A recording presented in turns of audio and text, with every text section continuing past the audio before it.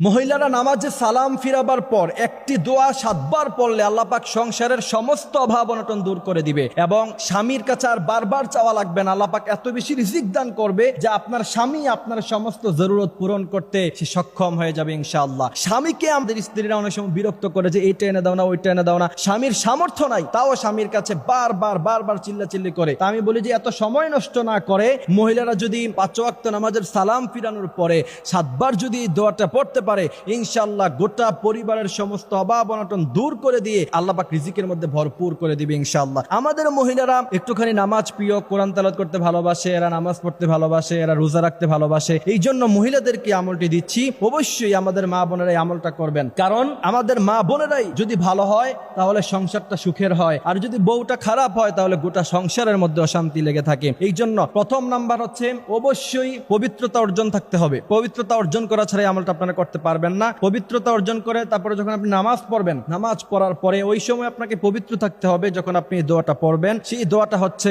7 বার করে পড়বেন 5 ওয়াক্ত নামাজের পরে। ইয়া কাদিয়াল হাজাত, ইয়া কাদিয়াল হাজাত, স্পষ্টভাবে শুদ্ধভাবে লিখে নেবেন ইয়া কাদিয়াল হাজাত। এটা সুন্দরভাবে মুখস্থ করে লিখে নিয়ে তারপর ইনশাআল্লাহ আপনারা প্রত্যেক নামাজের পরে ইয়া কাদিয়াল হাজাত 7 বার করে পড়বেন এবং 3 বার পড়বেন আস্তাগফিরুল্লাহ রাব্বি মিন কুল্লি যামবি ওয়া আতুবু ইলাইহি লা হাওলা ওয়ালা কুওয়াতা ইল্লা বিল্লাহিল আলিয়্যিল আযীম। এই 3 বার আস্তাগফিরুল্লাহ পড়ার পরে ইয়া কাদিয়াল হাজাত পড়বেন। এরপরে দুরূদ ইব্রাহিম পড়বেন, দুরূদ শরীফ পড়বেন সাল্লাল্লাহু আলাইহি ওয়াসাল্লাম। নবী করিম সাল্লাল্লাহু আলাইহি ওয়াসাল্লাম বলেন মান সাল্লা আলাইয়া ওয়াহিদাতান সাল্লাল্লাহু আলাইহি আশারা, যেই ব্যক্তি একবার আমার উপরে দুরূদ পড়ে আমি আল্লাহ পাক তার উপরে 10 বার রহমত নাজিল করি। সুবহানাল্লাহি ওয়া বিহামদিহি সুবহানাল্লাহিল আযীম।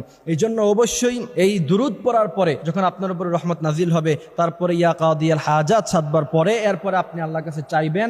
আর দোয়ার মধ্যে পড়বেন রব্বানা যালামনা আনফুসানা ওয়া ইল্লাম তাগফির লানা ওয়া তারহামনা লানাকুনান্না মিনাল খাসিরিন রব্বানা আতিনা ফিদ দুনিয়া হাসানা ওয়া ফিল আখিরাতি হাসানা ওয়া কিনা আযাবান নার। এই দোয়াগুলি পড়ে ইনশাআল্লাহ এরপরে যখন আপনি আল্লাহর কাছে চাইবেন, আল্লাহ বলছেন ইন্না রাব্বাকা ইয়াবসুতুর রিজকা লিমান ইয়াশা ওয়া ইয়াকদির, অসংখ্য রিজিক আছে আমার কাছে, তোমার কত চাই আমি আল্লাহ তোমাকে সব দিয়ে ভরপুর করে দিব।